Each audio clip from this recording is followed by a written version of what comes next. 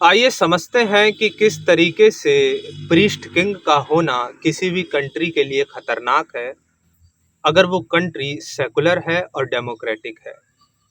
देखिए, priest king वो king होता है जो कि धर्म के साथ भी जुड़ा हो और पॉलिटिक्स में भी एंटर कर जाए। ऐसे व्यक्ति जिनके पास पॉलिटिकल पावर भी है और जिनके पास रिलीजियस पावर भी है। देखिए, रिलीजन की जो जनता होती है ना, वो एकदम ब्लाइंड फॉलो करने वाली होती है। अगर तुम एक्स रिलीजन से बिलोंग करते हो और एक्स रिलीजन में तुम एक बहुत बड़े फिगर हो, मतलब एक तरीके से कह सकते हैं कि तुम इन्फ्लुएंशियल फिगर हो, कि तुम मासेस को ऑर्गेनाइज करते हो, मासेस को डायरेक्ट करते हो, मासेस को इन्फ्लुएंस करते हो, तुम एक ऐसे फिगर हो अपने रिलीजन में, तब तुमको पॉलिटिक्स में बिल्कुल एंटर नहीं करना चाहिए। क्योंकि तुम पॉलिटिक्स में जाते ही तुम पोलराइजेशन ऑफ मासेस कर दोगे।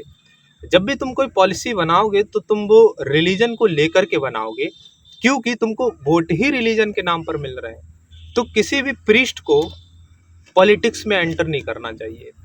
ये चीज़ है, अगर स्टेट को सेकुलर रहना है, और जैसे ही एंटर कर गया वैसे ही देश सेकुलर नहीं रहेगा।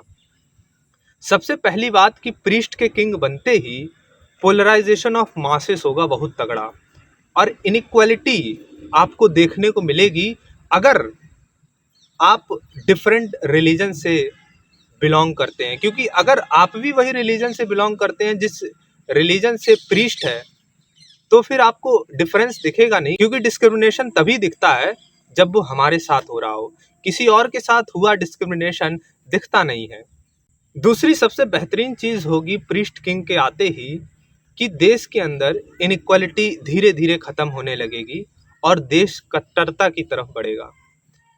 ऐसी कट्टरता की तरफ बढ़ेगा कि उस एक्स रिलीजन की बुराई करने वाले व्यक्ति पर, जबकि वो रिलीजन की बुराई कर रहा है, कंट्री की बुराई नहीं कर रहा, उसके ऊपर देशद्रोह का आरोप लगेगा।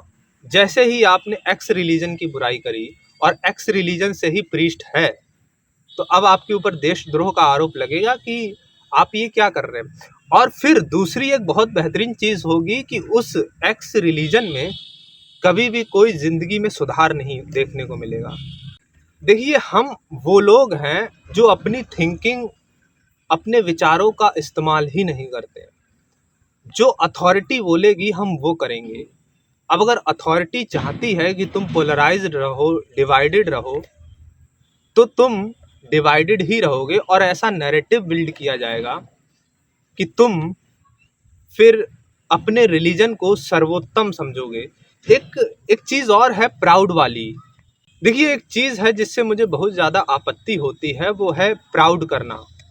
अपने रिलीजन पर प्राउड करना, अपनी कास्ट पर प्राउड करना, अपने जेंडर पर प्राउड करना, ये बहुत निचली मानसिकता वाले लोगों की निशानी है। देखिए, प्राउड जब करना चाहिए जब कोई चीज तुमने खुद हासिल करी हो। कोई चीज खुद हासिल करी नहीं और लगे उस पर प्राउड करने। कोई चीज खुद कमाओ, फिर उस पर प्राउड करो, कि लिए हर बात पर गौरवान्वित महसूस होने लगे, अरे ये रिलीजन मेरा, ये कास्ट मेरी है। लोग तो जन्म लेते ही प्राउड करना शुरू कर देते हैं। अरे तुमने उखाड़ा क्या जो तुम प्राउड कर रहे हो? प्राउड करने के लिए पहले कुछ उखाड़ना पड़ता है।